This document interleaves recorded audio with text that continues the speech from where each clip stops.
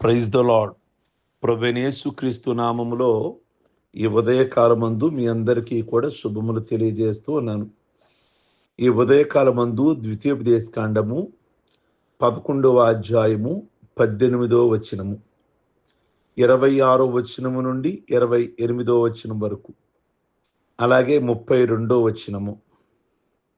ఆ మాటల్లో మనం చూస్తే రెండోదిగా ద్వితీయోపదేశకాండం 6వ అధ్యాయము 4-5 వచనాలు. ఈ దినం నేను మాట్లాడే మాటలు అందులో మాటలు మీరు గమనించమని మనవి చేస్తూ ఉన్నాను. కనుక ఈ మాటలలో దీవెన, శాపము అనే రెండు మార్గాల గురించి మనకు కనబడుతుంది. దేవుని ఆజ్ఞలు పాటించేవానికి దీవెన లభిస్తుంది. ఆయన ఆజ్ఞలను పాటించని వారిపైన ఆయన శాపం వస్తుంది.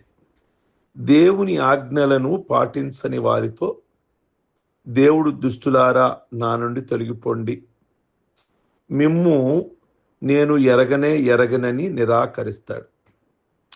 ఈ చదవబడిన ఈ ద్వితీయోపదేశకాండంలో మోషే గారు రచించిన 5 పుస్తకాలలో చివరి పుస్తకం. ఈ పుస్తకం పంచగ్రంథము, పంచకాండము లేదా తోరా అంటారు. కనుక ఈ ద్వితీయోపదేశకాండం అనేది ఒక గొప్ప ముగింపు. దేవుడు వాగ్దానం చేసిన భూమి, అదే కనాను దేశంలోకి అడుగుపెట్టే సందర్భంలో ఈ గ్రంథము మొదలవుతుంది. వారి ప్రయాణం ఎండింగ్కి వచ్చేసింది ఇశ్రాయేల్ది. ఇక్కడ ఈ గ్రంథం స్టార్ట్ అవుతుంది. ఈ గ్రంథం అంతా ఒక సందేశం. ఈ గ్రంథములో మినిమం 34 అధ్యాయాలు ఉంటాయి. 960 వచనాల దాకా ఉంటాయి. వాగ్దాన భూమిలోనికి క్రొత్త తరం అడుగు పెట్టబోతున్నారు. ఆ క్రొత్త తరానికి మోషే ఇచ్చిన చివరి ఉపన్యాసం, చివరి ప్రసంగం. గత 40 సంవత్సరాలుగా ఇశ్రాయేలీలు తిరుగుబాటును ఎత్తి చూపుతూ మోషే తన ఉపన్యాసాన్ని ప్రారంభించాడు. ఈ క్రొత్త తరములోని వారు తమ తల్లిదండ్రుల వలె కాకుండా ప్రేమతో, విధేయతతో దేవుని కృపకు స్పందించమని కోరుతూ, వారి తల్లిదండ్రులు 40 ఏళ్లలో సరిగ్గా దేవుని మాట వినలేదు.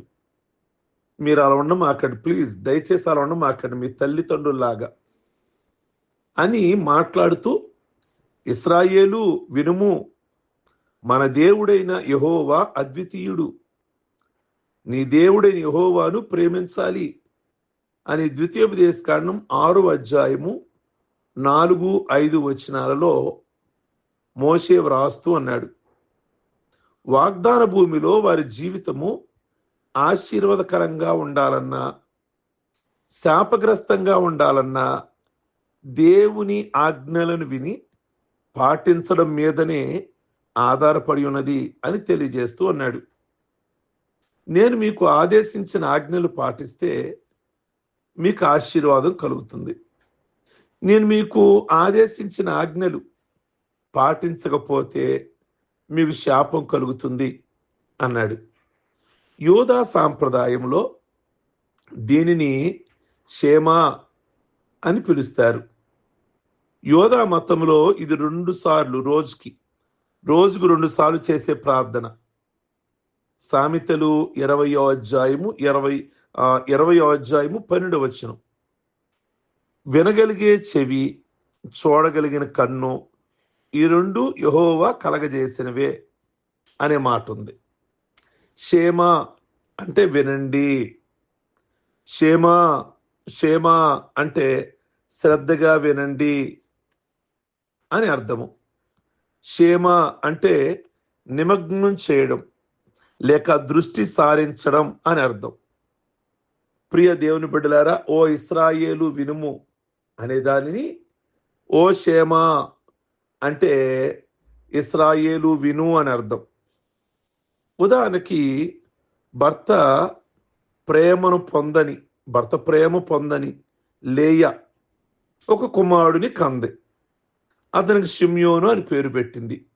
అంటే అర్థం ఏంటంటే, నేను నా భర్త ప్రేమను పొందలేదని యెహోవా విన్నాడు గనక ఆ బిడకు షిమ్యోను అని పేరు పెట్టింది. దేవుడు విన్నాడు గనక. క్షేమ అంటే వినిన దానికి స్పందించడం అని కూడా వస్తుంది. క్షేమ అంటే వినిన దానికి స్పందించాలిగా. ఎవరైనా విన్నారు, దానికి స్పందించాలిగా. 27వ కీర్తనలో 7వ వచనంలో దావీదు వ్రాస్తాడు, ప్రభువా, నేను నీకు మొర్ర పెట్టినప్పుడు నీవు నా మనవి ఆలకించుము, నన్ను కరుణించి నాకు ఉత్తరమిమ్ము. దేవుణ్ణి వినమని కోరినప్పుడు మనం ఆయన స్పందించి ఏదైనా చేయమని కోరుతున్నాం కదా, అలాగే దేవుడు కూడా మానవులని వినమని అడిగేటప్పుడు ఈ సూత్రం వర్తిస్తుంది. మనం ఏమడుగుతాం దేవుణ్ణి? నా ప్రార్థన వినండి ప్రభువా అని అంటాం. అలాగే దేవుడు కూడా మనలను నేను చెప్తున్నాను వినండి అనేటప్పుడు క్షేమా అనేది వర్తిస్తుంది. ఇశ్రాయేలీలు సియోను కొండ దగ్గరికి వచ్చారు, సీనాయి కొండ దగ్గరికి.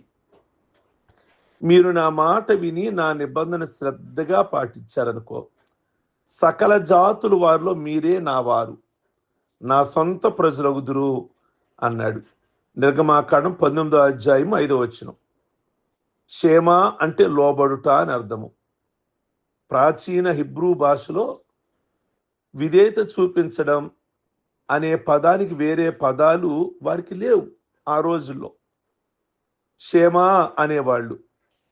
హిబ్రూ భాషలో వినడం, చేయడం అనేవి ఒకే నాణానికి ఉన్న రెండు వైపులు. చివరిగా క్షేమ అంటే గౌరవించడం అని అర్థం. వారు చెప్పిన పనిని చేయడం. వినడం అనే పదములో ప్రయత్నము, కార్యాచరణ రెండు ఉంటాయి. క్షేమలో కనిపించే మాట ఏంటంటే వినుము, ప్రేమించు అనే పదాలు ప్రధానమైనవి. విన్న ఆజ్ఞలకు లోబడడానికి అసలైన ప్రోత్సాహం ప్రేమలోనే దొరుకుతుంది. ప్రేమ లేకుండా ఇశ్రాయేలు లోబడదు. లోబడకపోతే నిజంగా ప్రేమించలేము. దేవుని ఆజ్ఞలకు విధేయత చూపడం వలన ఆశీర్వాదం, విధేయత చూపకపోవడం వలన శాపం కలుగుతుందని మోషే తెలియజేస్తూ ఉన్నాడు. ద్వితీయోపదేశకాండము 2 విషయాల గురించి చాలా క్లారిటీగా, చాలా స్పష్టంగా చెప్తుంది. ఒకటి, వినుము. 10 మంది పిల్లలు ఉన్నారు, నేను వెళ్ళి ఒక గ్లాసు నీళ్లు తీసుకురండి అని చెప్పాను. అందరికీ వినబడింది, కానీ ఒక్కడు కూడా లేచి నీళ్లు తీసుకొని రాలేదు. ఇప్పుడు వాళ్ళు నా మాట విన్నారంటారా, వినలేదంటారా? ఎప్పుడైతే అందులో ఒకడు లేచి గ్లాసు నీళ్లు తీసుకొచ్చాడో అప్పుడు నా మాట వినినట్లు అవుతుంది కదా. యాకోబు 1:22 అదే అంటాడు, వాక్యమును కేవలం వినుట ఆత్మవంచన చేసుకునేటప్పుడు దాన్ని ఆచరించాలి. వాక్యాన్ని ఎవరైతే వింటారో దాన్ని ఆచరించాలి. అది వినడం అంటే. వినడం అంటే ఊరికే చెవుల్లో పడతామని కాదు. కొంతమంది తల్లిదండ్రులు వచ్చి చెప్తారు మాతో, ఏమండి మా అబ్బాయి అసలు మా మాట వినలేదండి అని. అంటే వారికి మాటలు వినబడవనా? కాదు, ఏ పని చేయలేదు, ఏ పని చేయడం లేదు అని దాని అర్థం. రెండోది, ద్వితీయోపదేశకాండంలో నెంబర్ 1 వినుము అనే మాట, నెంబర్ 2 ప్రేమించడం. మాటలు ఎప్పుడు వింటాం అంటే, మాటలు ఎప్పుడు వింటాం? ప్రేమ ఉన్నప్పుడే. దేవుని మాటలు అందరికీ వినపడతాయి, కానీ ప్రేమ లేకపోవడం వలన ఆ మాటలు చేతల రూపంలోనికి రావడం లేదు. దేవుని ఆజ్ఞలు పాటించేవారు ఆశీర్వదించబడతారు. మరియు వారు రాతి పునాదిపై ఇల్లు కట్టిన వారిని పోలి ఉన్నారు. దేవుని ఆజ్ఞలు పాటించని వారు శపించబడతారు. మరియు ఇసుక పునాదిపై ఇల్లు కట్టిన వారిని పోలి ఉన్నారు. మోషే చెప్పిన మాటలను వారు అక్షర సత్యంగా తీసుకొని కొన్ని చట్టాలను, కొన్ని వాక్యాలు ఉంటాయి కదా, అవి అగ్గిపెట్టి లాంటి పెట్టెను తయారు చేసుకొని ఆ పెట్టెలో దేవుని ఆజ్ఞలను కొన్ని నుంచి ఆ పెట్టెను, అగ్గిపెట్టి లాంటి పెట్టెను తీసుకొని ఇశ్రాయేలు ఏం చేస్తారు తెలుసా? వాళ్ళ నొసటి మీద లేదా తమ ఎడమ చేతులకు కట్టుకునేవారు. ఎడమ చేతికి అంటే మన దేశాల్లో అంతరాలు కట్టే చోట్లో వాళ్ళు కట్టుకునేవాళ్ళు. అంటే భుజం కింద కొద్దిగా బైసప్ అంటాం కదా, అక్కడ అక్కడ కట్టుకునేవాళ్ళు. ఎందుకంటే వాళ్ళు వంగి పనిచేస్తున్నప్పుడు ఆ చేతికి కట్టినవి హృదయానికి దగ్గరగా వస్తాయి కనుక, అంటే ఆచారంగా వాళ్ళు ఈ చెయ్యి గుండెకి దగ్గరగా ఉంటుందిగా, అంటే వాక్యాలు నా హృదయానికి దగ్గరగా ఉన్నాయి అని 4-5 వాక్యాలు అగ్గిపెట్టి లాంటి బాక్సులో పెట్టుకొని చేతికి కట్టేసుకునేవాళ్ళు. మోషే వారితో ఈరోజు మీకు జీవాన్ని మరణాన్ని ఆశీర్వాదాన్ని శాపాన్ని మీ ముందు ఉంచాను గనక మీరు జీవాన్ని ఆశీర్వాదాన్ని కోరుకోండి అని చెప్పాడు. ఇశ్రాయేలుతో తనకున్న 40 సంవత్సరాల అనుభవాన్ని బట్టి వారు దేవునికి విధేయులుగా ఉండుట కష్టమని మోషేకి అర్థమైపోయింది. ఇది ఇశ్రాయేలుకు మాత్రమే కాదు, మనందరికి కూడా అర్థం చేసుకోవాలి. ప్రియ దేవుని బిడ్డలారా, దేవుని వాక్యం మన ముందు ఉంది. వింటే ఎలా దీవెన, వినకపోతే ఏంటి అనేది ఉంది. అందుకే ఓ షేమ వినుము అంటే ఓ ఇశ్రాయేలు వినుము, ఓ క్రైస్తవుడా, ఓ దేవుని బిడ్డ వినుము అని అర్థం. షేమ అంటే వినుము అని అర్థము. అంటే నిమగ్నం చెయ్యండి లేక దృష్టి పెట్టండి దేవుడి మాటల మీద. షేమ అంటే వినిన దానికి స్పందించాలి. విన్నారు, విని ఊరుకుంటే ఎలా? వాక్యాన్ని విని చాలా మంది స్పందించరు. యేసయ్య ఒక మాట అన్నాడు, నేను పిల్లను గ్రోవి ఊదితిని గాని స్పందించలేదే అంటారు. ఊదినప్పుడు స్పందించాలిగా. అంటే మేము బాప్టిజం గురించి చెప్పాం, స్పందించాలిగా. స్పందించడం అంటే ఏంటి? వచ్చి తీసుకొని వారు బాప్టిజాలు తీసుకోవాలి కదా, మార్పు కలగాలిగా. కనుక క్షేమ అంటే వినడమని, రెండోది ఆ మాటల మీద మనసు పెట్టాలని, రెండోది స్పందించాలని, అలాగే క్షేమ అంటే లోబడుట అని అర్థం. దేవుని మాటకు లోబడాలి, అదే విధేయత. ఆ రోజుల్లో విధేయత చూపించడం అనే పదానికి వేరే పదం లేదు. అందుకని క్షేమ అంటే వినమని, రెండోది నిమగ్నమవమని, లేక వినిన దానికి స్పందించమని, లేక విధేయత చూపించమని. ప్రియ దేవుని బిడ్డ, క్షేమ అంటే గౌరవించడం అని అర్థం. అంటే వారు చెప్పిన పని చెయ్యాలి, దేవుడు ఏమైతే చెప్పాడో అది చెయ్యాలి. కనుక ద్వితీయోపదేశకాండం 2 విషయాలు, ఒకటి వినండి, రెండోది ప్రేమించాలి. మీ తరాలు అంటే మీ తల్లిదండ్రుల తరాలు సరిగ్గా లోబడలా, చాలా చికాకులైపోయింది.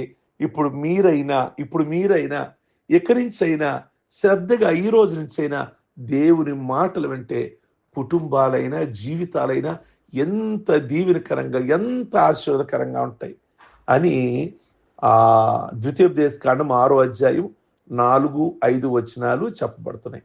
కనుక ఈ రోజు నుంచే ఎవరైతే వింటారో, తల్లిదండ్రులు వింటారా, పిల్లలు వింటారా, ఎవరు వింటే వాళ్ళకి దీవెన, ఎవరు వినకపోతే వారికి శాపం అని అక్కడ వ్రాయబడిన మాటలు.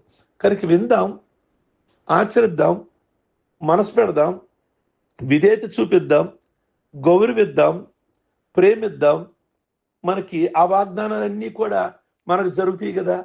అగ్గిపెట్టులో పెట్టి మనం కూడా భుజాలకు కట్టుకోవటమో చేతులు కట్టుకోవటమో అవసరంలా, మన గుండెలోనే పెట్టేసుకుందాం. ప్రార్థన చేసుకుందాం. సర్వశక్తి కలిగిన తండ్రి, మీకు వందనాలు, స్తోత్రాలు. ఈ ఉదయకాలమందు ఓ ఇశ్రాయేలు వినుము, ఈ మాట మాకు చాలా కంఠస్థం. ఓ షేమ వినుము అంటే ఓ ఇశ్రాయేలు వినుము అని మీరు చెప్తున్నారు. కనుక పాతరాలు విన్నారో వినలేదో, ఇప్పటి నుంచి మీరన్నా దేవుని మాటలు వింటే నిజంగా మీ కుటుంబాలు అద్భుతకరంగా ఉంటాయి. మీ కుటుంబాల్లో ఆశీర్వాదం వెంబడి ఆశీర్వాదం, జీవం వెంబడి జీవం, మరి సమృద్ధి వెంబడి సమృద్ధి అని మీరు చెప్పారు. వినకపోతే ఎలా ఉంటుంది అని కూడా మాట్లాడారు. అక్కడ వరకు మేము తెచ్చుకోం ప్రభువా, వినడానికే మేము సిద్ధపడుతున్నాం. ఈ మాటలు మా అందరికీ దీవెనకరంగా ఉంచండి. ఈరోజు మరి మా బిడ్డలు, గ్రేస్ టెంపుల్ సంఘ సభ్యులు, ఇంకా ఎవరెవరైతే వింటున్నారో ప్రభువా, ఈ ప్రార్థనలో ఏకీభిస్తున్నారో, ఇందులో పెళ్లి రోజులు, అలాగే పుట్టినరోజులు, అలాగే రక్షణ పొందిన రోజులు చేసుకుంటున్న బిడ్డలందరినీ కూడా మీరు దీవించి ఆస్వాదించమని ప్రార్థన చేస్తున్నాం. ప్రభువా, సంవత్సరాలు జరుగుతుండగా మీ కార్యాలు నూతనపరచమని ప్రార్థన చేస్తున్నాం. అలాగే దినదీవులతో వారిని ఆస్వాదించండి. ఏది కలిగినా ఈరోజు వారి ప్రయాణాలు, వారి ముందున్నటువంటి ప్రతి ప్రోగ్రాము కూడా మీరు ఆస్వాదించి వారి కుటుంబాలలో ఉన్న చికాకులు, ఆర్థిక ఇబ్బందులు, అనారోగ్యాలు అన్నీ విడిపించి మేలు చేసి మీ నామమునకు మహిమ తెచ్చుకోమని యేసయ్య నామములు అడుగుచున్నాం తండ్రి. ఆమేన్. God bless you. అందరికీ షేర్ చేయడం మర్చిపోవద్దు. చాట్ బాక్స్లో మీరు పొందుకునే మేలుని తెలియచేయండి. అలాగే లైక్ బటన్ నొక్కండి.